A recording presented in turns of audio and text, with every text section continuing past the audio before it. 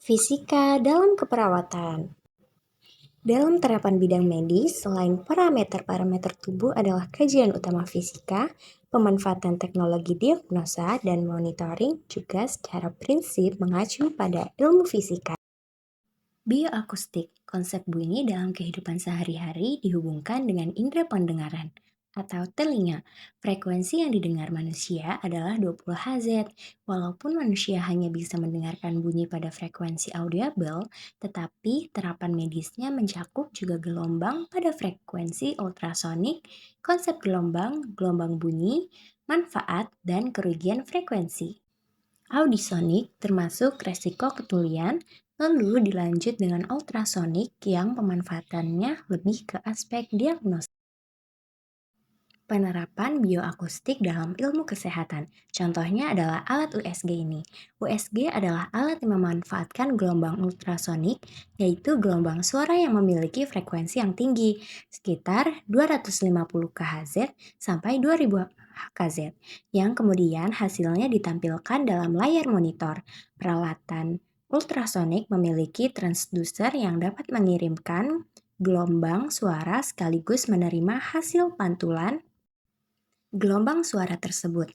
Transducer dilekatkan rapat pada kulit dengan melapiskan pasta di antara transducer dengan kulit tubuh. Selanjutnya akan ditampilkan video prosedur tindakan USG. Assalamualaikum warahmatullahi wabarakatuh. USG 2D untuk mengukur kestaraan zat, GS, dan Crohn online atau CRL usia tri semester 1. Ini adalah USG di puskesmas. Tekan enter untuk menyalakan USG, tekan new pasien, dan tekan pasien info. Kita ketik nama pasien dan sebagainya, dan kita klik OK, dan kita tekan exam. Di monitor muncul obstetrik, kita klik. Ini sudah muncul obstetrik di layar monitor. Kita tekan measure, kemudian pilih menu, kita pilih GS atau CL atau yang lainnya. Oleskan jeli, kemudian kita letakkan probe di area bawah rahim, gerakan probe dan denominator probe pada kanan atau atas. Ini tanpa GS dan juga janin yang bergerak. Kemudian kita ukur GS dan CRL-nya. Caranya adalah sebagai berikut: tekan freeze, kemudian klik GS, CRL atau yang lainnya pada monitor, dengan arahkan kursor pada GS untuk yang kita ukur, dengan tekan set, kemudian tarik garis, tekan set lagi. Ini adalah hasil ukuran GS, dan ini pengukuran CRL. Demikian, terima kasih. Wassalamualaikum warahmatullahi wabarakatuh. Biolistrik. Pada tubuh manusia terdapat pusat aktivitas kelistrikan, yaitu di sel saraf dan otot jantung. Keduanya menghasilkan listrik sekaligus dimanfaatkan untuk proses sistem memori, kontrol kesadaran, sirkulasi darah. Selain listrik internal tubuh, listrik eksternal juga memiliki resiko negatif pada tubuh dan listrik internal. Shock listrik dan cedera listrik bisa menyebabkan akibat yang fatal. Prinsip kelistrikan dan kemagnetan pada tubuh manusia, terutama pada sistem syaraf dan otot jantung, serta perilakunya yang dapat direkam oleh alat EKG dan EEG. Berikut contoh alatnya, penerapan biolistrik dalam ilmu kesehatan. Nah, ini dia, alat elektrokardiografi atau EKG. Alat ini adalah tes untuk mengukur dan merekam aktivitas listrik jantung menggunakan mesin pendeteksi impuls listrik atau elektrokardiograf.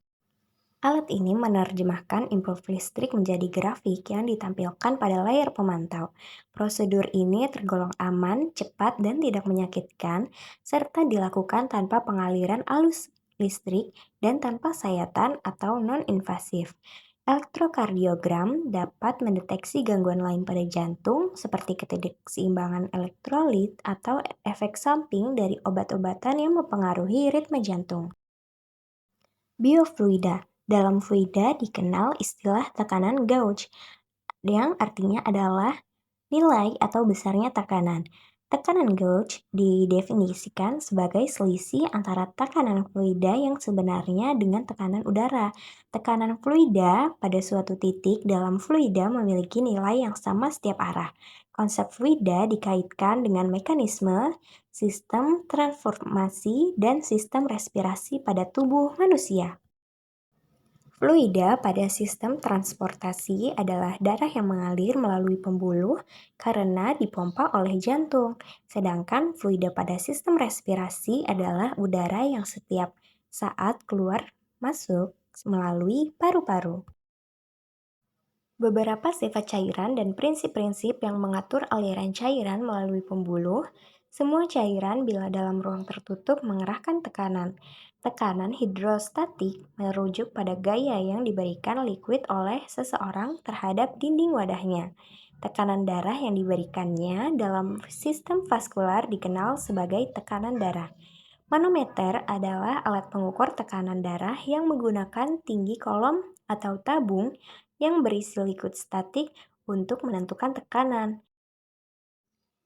Prosedurnya, manset dipasang mengikat mengelilingi lengan dan kemudian ditekan dengan tekanan di atas tekanan arteri lengan atau brachial dan kemudian secara perlahan tekanannya diturunkan. Pembacaan tinggi merkuri dalam kolom tabung manometer menunjukkan peak pressure atau systolic dan low pressure atau diastolic. Cahaya yang terang adalah prasyarat untuk penglihatan manusia. Mata memiliki mekanisme otomatis untuk mengatur banyaknya cahaya ke dalam lensa. Di samping itu, mata memiliki kemampuan untuk mengatur ketebalan lensanya untuk memfokuskan objek yang dilihat saat dekat atau jauh. Fisika cahaya dikaitkan dengan fungsi penglihatan, struktur biologis, indera penglihatan, resiko gelombang cahaya terhadap kesehatan, serta koreksinya ketika terdapat gangguan. Contoh penerapannya dalam ilmu kesehatan adalah alat gastroskopi. Alat ini seperti kamera yang akan masuk ke dalam tubuh manusia. Sekian video penjelasan tentang penerapan fisika dalam ilmu kesehatan. Sekian, terima kasih, semoga bermanfaat.